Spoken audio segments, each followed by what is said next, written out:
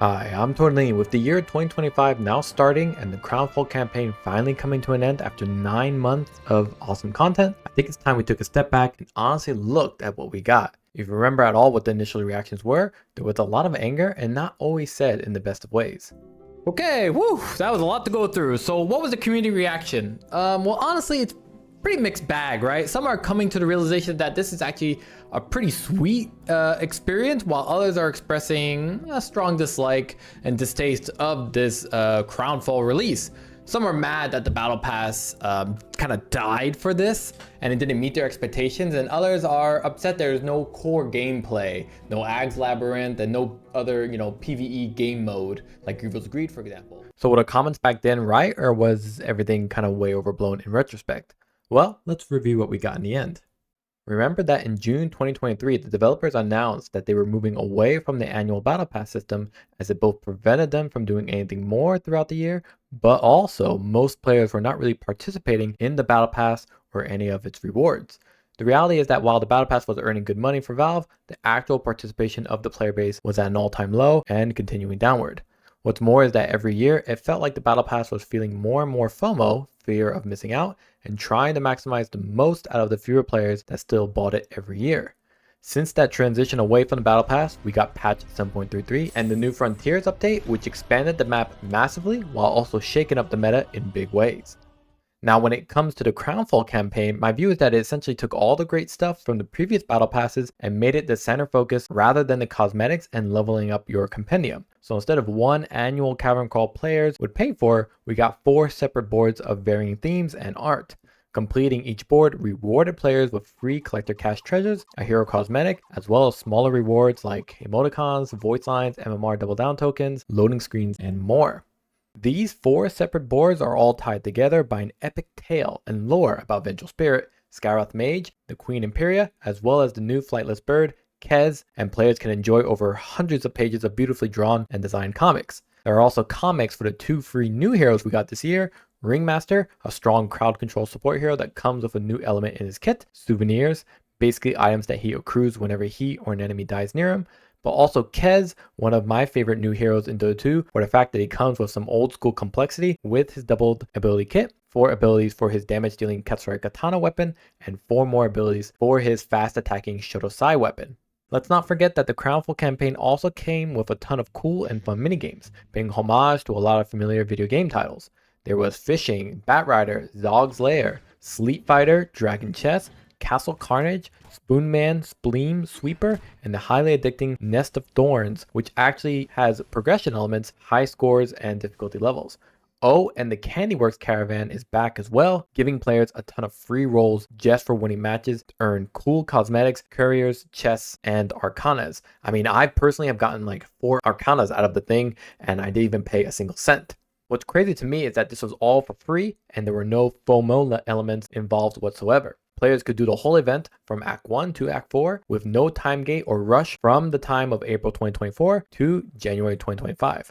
9 months to complete the campaign just by earning tokens when playing your matches. It's actually kind of crazy that I never felt this event ruined my matches either, because every act allowed you to swap tokens for other tokens you may need if you collected enough of them, so no one in my games had to play, like Viper as a support just to get a token they needed to progress.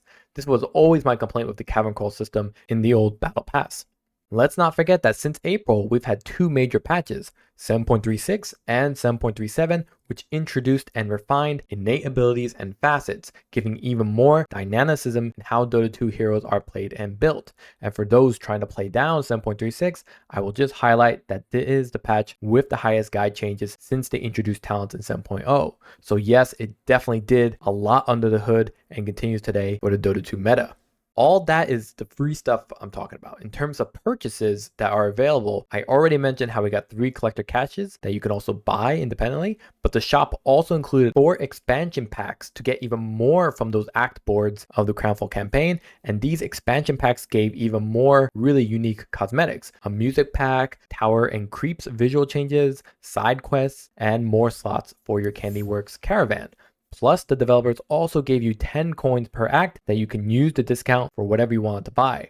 Lastly, we also got 2 arcanas with progression elements for both Vengeful Spirit and Skywrath Mage, And they're pretty full blown actually. They got new ability art, animations, hero icons, hero stances, victory and defeat visuals, and more. What they did was essentially extract all the playable elements of the battle pass into a full-blown free campaign with a ton of cool goodies and the stuff players were paying levels to unlock anyway. The developers just made it directly available to outright buy and threw in some discounts, and on top of that there's no real grind portion of the whole experience. It's more of a leisure pace. All in all, it's pretty insane what they created, provided and tied neatly into a cool themed lore-based campaign. The cherry on top of it all is that they even threw together a Frostivus for the holidays. I don't even think they had time in the previous years to do this because of how much the battle pass kind of ran through from autumn to the new year. True, this Frostivus ain't the biggest event, probably because we had the biggest event going on right now, but it's still a nice touch and it even comes with its own little story. Now, before you go typing in the comments about how much I am sucking Valve's dick, I do also love a good ride on the hate boner, and some complaints are totally fair, like their communication initially was lackluster, like when it came to Ringmaster. On the one hand, people's expectations that Ringmaster would be released at the start of Crownfall, that was never actually true or even communicated. They only said 2024, but I agree that releasing him a year plus after he's announced is kind of wild.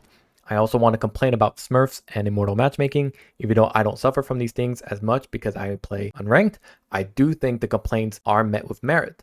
Valve did recently announce that they banned 64,000 Smurfs as of recent, but in my opinion, we should be finding ways to prevent people from creating Smurfs rather than stomping them out after they've ruined so many games.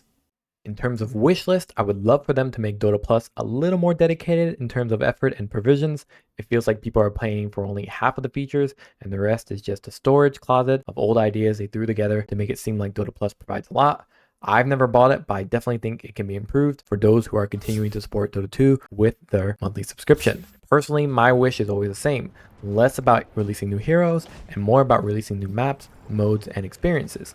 The Crownfall campaign adds on a lot to playing your matches, but I would like more choice in type of matches I play against other people. While I'm not a fan of games like Agathev's Labyrinth, I know a lot of people enjoyed that, and I'm not sure why they just can't bring back these modes at least annually. Same with like Grievel's Greed or New Year Beast.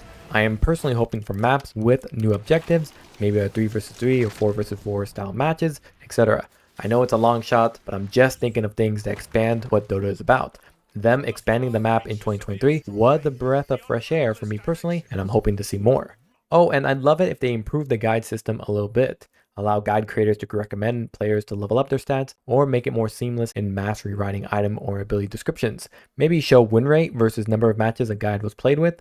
Allow some self-promotion that people actually will see and notice. These are just some ideas. So, in summary, we've had a hell of a year and I'm excited to see what's up ahead. I hope this is not the finale, but the future of Dota in some capacity or another. And while I know the player base will have a short memory and get riled up about how the devs don't care or how the game is dying, just try to remember this year and what was put out. I don't think anyone is expecting Doomers to apologize for their initial reaction back at the launch of 2024, but I hope people will react or respond more appropriately. And maybe developers even found a silver lining of valuable feedback in the backlash and made some last minute changes to the other acts of Crownfall. Who really knows? I just hope we can appreciate, at least at this moment, how good we had it this year and how great Dota 2 was, is, and continues to be. I didn't do this video to sing praises to some hollow gaming company. I wanted to do this video to acknowledge individual efforts made in Dota 2, even if they are paid to do it, and to reflect on how we acted at the start of Crownfall for the sake of posterity. Oh, and also because this is a relatively easy video to make, and I'm really tired. Okay, I'm done shilling. Happy holidays, and have a happy 2025.